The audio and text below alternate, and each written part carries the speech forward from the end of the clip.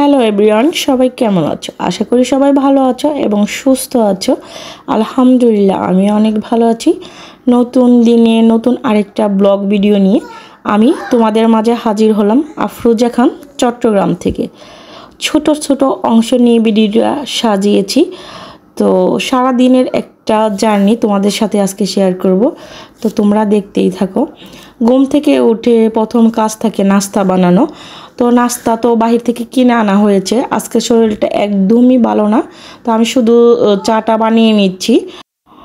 তো গরম গরম চা বানিয়ে নিচ্ছি, পরোটা কিনে নিয়ে আসতে ওইটা দিয়ে চাটা খেয়ে নিব। আজকে কিন্তু কোনো তরকারিও নেই, আর ডিমও ভাজি করবো না, খেতে ইচ্ছে করতেছে না, ঘুম এখনও চোখে প্রচুর। তো মেয়েদের জন্য একটু দুধ গরম করে নিচ্ছি, ওদেরকে দুধ দিয়ে দিব, আর মানে পরোটি দুধ দিয়ে দিব, আর আমরা পরোটা খাবো। তো ঘুম চোখে কারণের জন্যই আমি কাশির ওষুধ খেয়েছি। তো এই সিরাপটা খাওয়ার পর এত বেশি ঘুম আসতেছে, সারাদিন শুধু ঘুমিয়েছি, কোনো রান্না বান্না দুদিন ধরে কোনো কিছুই হচ্ছে না। তো এইদিকে কিন্তু বিছানাপত্র গুছিয়ে নিয়েছি, ঘরটাকে একটু ঝেড়ে নিয়েছি নাস্তা খেয়ে। তো নাস্তা খেয়ে মাত্র এই কাজে চলে আসলাম। তো বিছানাপত্র গুছিয়ে সামান্য একটু কাপড় আছে, কাপড় বলতে ছেলের 2-3টা কাঁথা আছে, এগুলো ধুয়ে দিব। তো এইগুলো ধুয়ে দুপুরের খাবার খেয়ে আবার কিন্তু শুয়ে পড়বো, কারণ এত বেশি ঘুম আসতেছিল আমি চোখই মেলতে পারতেছি না। তো এই ভাইরাস জ্বরটা এইরকমই, যার হয়েছে সেই বুঝতে পারে।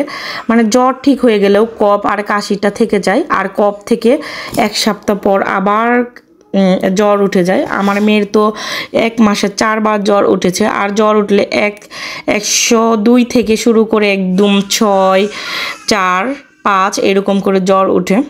তো আজকের আকাশটা অনেক সুন্দর, অনেক বেশি রোদ উঠেছে। তো আজকে বেশি করে কাপড় ধুয়ে দিলে মনে হয় ভালো হতো, কিন্তু কিছু করার নেই, কাপড় ধুতে পারবো না। তো ফ্রেশ হয়ে তারপর দুপুরে খাবার খাওয়ার জন্য চলে এসেছি। তো কালকে রাত্রে এখানে আমার জ্যাঠা শ্বশুরের বাসা থেকে এই তবরকগুলা পাঠিয়েছিল, ওইখানে নাকি কিসের পাতিয়া হয়েছে, তো আমি ঠিক সঠিক জানি না। তো ওইখান থেকে যে ভাতগুলো দিয়েছিল রাত্রে আমরা 2 জন খেয়েছি, এগুলো রাত্রে দিয়েছিল। তো আর কিছুটা ছিল, আমরা আবার দুপুরে খাচ্ছি। তো মেয়েদের যেহেতু জ্বর, অসুস্থ, ওরা বিরিয়ানি ভাতটা একদম খেতে যাচ্ছে না, ওদের স্যুপ রান্না করে দিয়েছি, ছেলের সাথে একসাথে খিচুড়ি রান্না করে দিয়েছি, ওইটাও খাচ্ছে না। তো ভাতগুলো রয়ে গেছিলো, আর দুপুরে যেহেতু আমার খারাপ লাগতেছে আর রান্না করে নিই, অল্প অল্প এগুলো খেয়েই হয়ে যাবে দুপুরের খাবার। তো সারাদিন আর কোনো ভিডিও করা হয়নি, চলে আসলাম একেবারে রাত্রেবেলা আর কি। রাত্রে এখন এশার আজানের সময়। তো বাজার থেকে একটা ইলিশ মাছ নিয়ে আসলো, তো ইলিশ মাছটা আমি কেটে নিচ্ছি, যেহেতু কালকে রাত্রে থেকে কোনো রান্না করা হচ্ছে না, দুপুরে তো ওই বিরিয়ানি দিয়ে চালিয়ে দিলাম, তো এখন রান্না করতে হবে। মাছটা এত সুন্দর ফ্রেশ ছিল, একদম সাগর থেকে নিয়ে আসতে। এটা নাকি বিকেলে যে মাছ ধরে ওই বিকেল বেলায় ধরেছে, আর সাথে সাথে বাজারে নিয়ে আসছে লোকটা। তো আব্বু দেখে আর দেরি করেনি, কারণ আমি ইলিশ মাছটা অনেক বেশি পছন্দ করে জানে। তো তার জন্য ইলিশ মাছ কিনে তারপর গাড়িতে উঠেই আমাকে ফোন করে বলতেছে, মিতু তোমার জন্য ইলিশ মাছ নিয়েছি, টাটকা একদম ইলিশ মাছ। তো শুনে অনেক খুশি হয়ে গেছি। তো মাছটা কাটতে বসে গেলাম, বসে বসে মাছটাকে কেটে নিচ্ছি। আর রাত্রেবেলা মাছ কাটতে গেলে আমার একটু অসুবিধা হয়। অসুবিধা মানে কি, আমার ফ্রেশ হতে হবে আবার, তা না হলে সারা রাত ঘুম আসতে পারবো না, গা দিয়ে মাছের আস্তে গন্ধ লাগবে। তো রান্না বান্না শেষ করে তারপরে ফ্রেশ হয়ে নিব। তো মাছটা কাটার সময় খুব অল্প পরিমাণে মাছের ভিতরে ডিম হয়েছে, বেশি একটা ডিম হয়নি। বেশি ডিমটা যদি বড় হয়ে যায় কিন্তু ওই ইলিশ মাছটা খেতে অতটা ভালো লাগে না, সবাই জানে। তো যদি অল্প পরিমাণে ডিম হয় ওই ইলিশ মাছটা খেতে কিন্তু ভালো লাগে। তো মাছ কাটার সময় বোঝা যায় কোন মাছটা মজা হবে আর কোন মাছটা মজা হবে না। যারা রাঁধুনি, যারা সবসময় মাছ কাটেন, রান্না করেন, তারাই বুঝতে পারেন। তো আমি কিন্তু মাছটা দেখেই বুঝে গিয়েছি মাছটা অনেক বেশি মজা হবে। তো এই তো রিং পিস করে নিচ্ছি, আর পেটি বের করব না। তো মাছটা কেটে ধুয়ে তারপর রান্না করব। কেটে ধুয়ে আগে নর্মাল ফ্রিজে একটু রাখবো, কারণ আমি এখন নাস্তা করে নিই। নাস্তা নিয়ে আসছে ওর আব্বু, রুটি, ওইগুলা চা দিয়ে খাবো, একটু চা খেয়ে তারপর আর কি রান্নার কাজে যাব। আর মাছটা যদি নষ্ট হয়ে যায়, যেহেতু একদম টাটকা মাছ নিয়ে আসছে, একটু দেরি হলেই তো ইলিশ মাছ নষ্ট হয়ে যায়। তো কেটে ধুয়ে তারপর নর্মাল ফ্রিজে একটু রেখে দিব, রেখে তারপরে নাস্তা করে নিব। কথা বলতে বলতে কিন্তু আমার মাছটা কাটা হয়ে গেছে, এখন ধুয়ে নিব মাছটাকে। তো আমার ছেলে পাশেই বসে আছে, ওর হাত একটু একটু দেখা যাচ্ছে। আমার ছেলেকে বলছিলাম যে এটা ফিশ, ও বলতেছিল ফিশ ফিশ, অনেক বেশি খুশি হয়ে গেছে, কিন্তু খেতে পারবে না, ও তো ইলিশ মাছ খেতে পারে না। তো এই তো আমি এখানে কচু কেটে নিয়েছি, তারপর পেঁয়াজ কেটে নিয়েছি। দুপুরের ভাতগুলো কিন্তু আরও একটু রয়ে গেছে, একদমই খাওয়া যাচ্ছে না ভাতগুলা, কারণ বড় মেয়েকে নিয়ে একটু চিন্তার মধ্যে আছি। ওরা বউ চিন্তা করতেছে, আমিও চিন্তা করতেছি, কারণ মেয়েটার একে একে 4বার অসুস্থ হয়ে গেল, জ্বর উঠে যাচ্ছে। কালকেই কিন্তু ডাক্তার দেখানো হয়েছে, এই পর্যন্ত 2-3টা ডাক্তার দেখানো হয়ে গেছে। ওর একটু চোখেও সমস্যা হয়ে গেছে, আবার জ্বর উঠেছে। তো জ্বর থেকে পরীক্ষা করলেই বুঝতে পারবো কি হয়েছে। তো এটা কিন্তু ভিডিওটা ওর পরীক্ষা করার আগে আর কি। তো এই তো আমি এইখানে ইলিশ মাছের মাথা দিয়ে কচু রান্না করব, তার জন্য ইলিশ মাছের মাথাটা ভেজে নিচ্ছি। ভেজে নিয়ে তারপর কচু রান্না করব।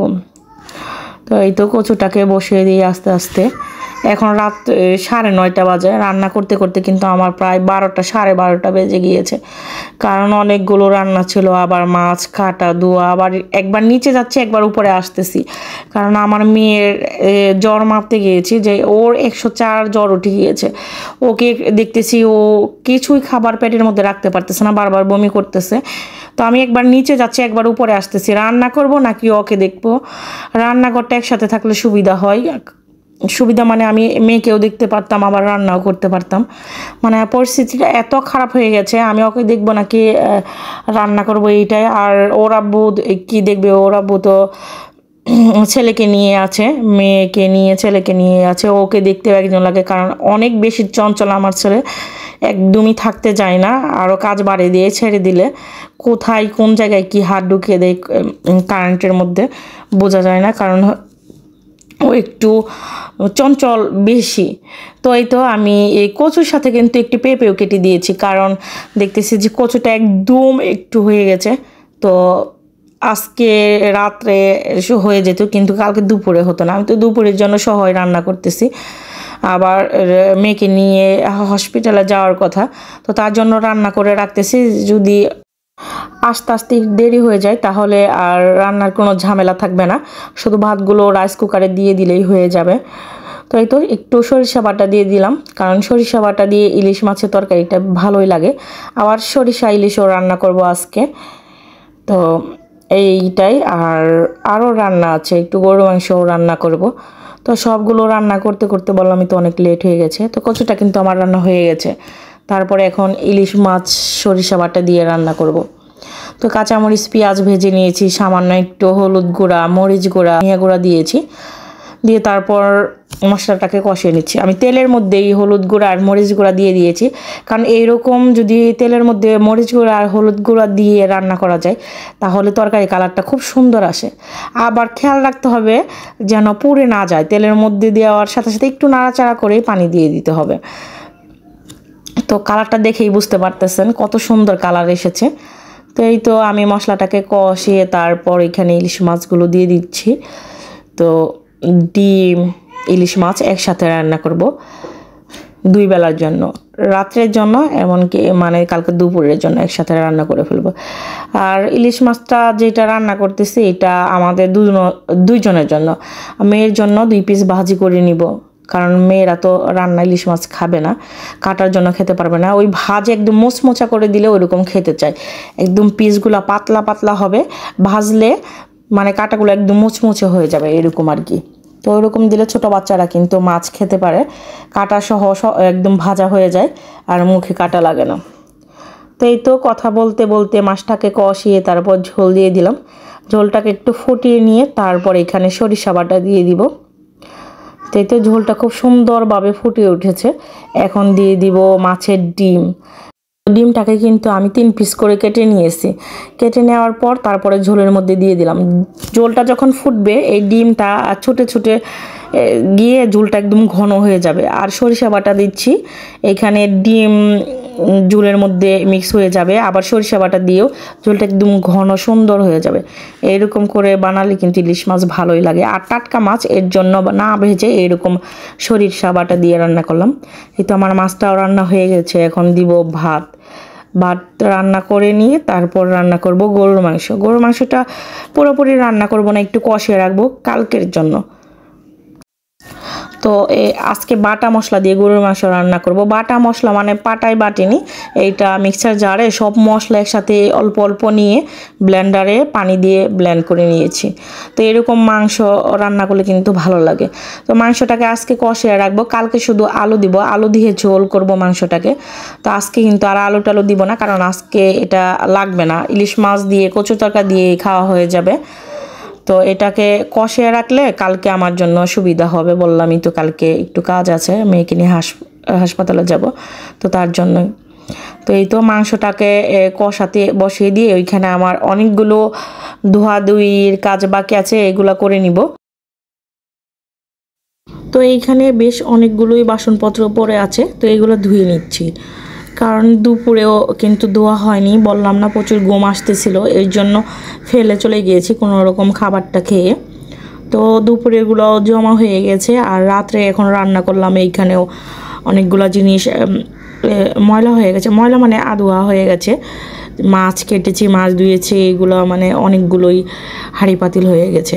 তো এগুলো ধুয়ে রাখি, এখন যদি না ধুই তাহলে আর সকালে ধুতে ইচ্ছে করবে না, কারণ সকালে নাস্তা বানাবো না, এগুলো করবো, আর বেসিংটা পুরো জাম হয়ে থাকবে। আর এমনিতেও নাকি আধোয়া জিনিসপত্র রাত্রে এরকম রেখে দেওয়া ভালো না। ঘরে যে ফেরেশতা আসে, ও ফেরেশতারা নাকি নারাজ হয়ে যায়, কারণ আধোয়া মানে এঁটো টেটো এগুলো থাকলে আর কি ঘরের ভিতরে। তো আমি সাথেই ধুয়ে ফেলার চেষ্টা করি, এরকম জমিয়ে রাখি না। আজকে খারাপ লাগাতে এরকম জমিয়ে রেখেছি। তো যদি একটা বা দুইটা ধোয়া হয়, আমি সাথে ওইগুলো ধুয়ে ফেলি। এরকম জমে রেখে মানে ধুতে সময়ও লাগে, আবার অনেকক্ষণ পর্যন্ত দাঁড়িয়ে থাকতে হয়। তো সাথে ধুয়ে ফেললে কিন্তু কাজগুলো এত জমে থাকে না, সুন্দরভাবে ধুয়ে ফেলা যায়। তো এই তো আমি র্যাকের মধ্যে সবগুলোই গুছিয়ে রাখছি, হাঁড়ির জায়গায় হাঁড়ি রাখছি, আর প্লেটের জায়গায় প্লেট রেখে তারপর এই টেবিলটাকেও গুছিয়ে নিতে হবে, কারণ টেবিলটার অবস্থাও এলোমেলো হয়ে আছে। তো ওইটা গুছিয়ে নেব। আর এই দিক দিয়ে আমার মেয়ে আর ছেলে খেলা করছে, ছোটো মেয়ে আর ছেলে। আমি রান্না করছি, ও খেলা করছে। ওর আব্বু গিয়েছে যে স্টেশনে মেয়ের জন্য ওষুধ আনতে, ওষুধ আর জুস আনতে। ওর শরীরটা অনেক দুর্বল লাগতেছে, তো এসএমসি জুস আছে, ওইটা আর কি আনতে গেছে। ওইটা খেলে নাকি বমিও বন্ধ হয় আর দুর্বলতাও কাটে, তো ওইটার জন্যই। তো এই তো টেবিলের উপরেও কিন্তু এক গাদা আধোয়া জিনিসপত্র পড়ে আছে, তো এগুলো বেসিংয়ে রেখে আসলাম, এগুলো ধুয়ে নিব। আর টেবিলটাকে ভালোভাবে গুছিয়ে তারপরে মুছে নিব। তো সমস্ত কাজ গুছিয়ে নিতে এদিক দিয়ে আমার গরুর মাংস কষানো হয়ে গেছে। মাশাআল্লাহ, কত সুন্দর একটা কালার এসেছে বাটা মশলার কারণে।